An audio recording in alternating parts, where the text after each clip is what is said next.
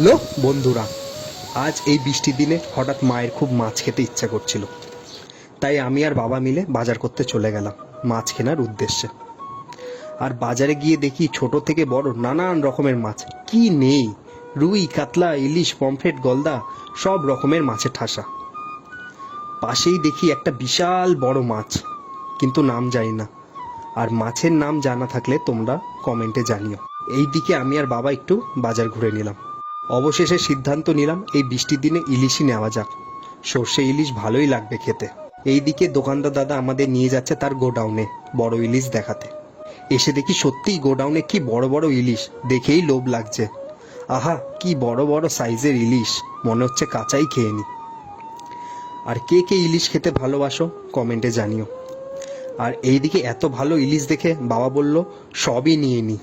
হঠাৎ বাজার করতে করতে বৃষ্টিও নেমে পড়ল। এইদিকে ইলিশটাকে ভালো করে ধোয়া হলো। এবার মাছের আঁশ ছাড়িয়ে নিয়ে মাছটি পিস পিস করে কাটা হচ্ছিল। এইদিকে বাবা দেখি দুটো বড় বড় পমফ্রেট নিয়ে নিল, কারণ আমি পমফ্রেট খেতে ভালোবাসি তাই। সে কি বড় বড় সাইজের পমফ্রেট, দেখেই লোভ লাগছে। পাশে আবার একটা দাদা ইলিশটা কেটে নিয়ে দেখে নিতে বলল, তার সাথে পমফ্রেট মাছটাও কাটা হয়ে গেল। এবার আমাদের সব মাছ কাটা কমপ্লিট হলো। এবার বাড়ির দিকে যাওয়া যাক।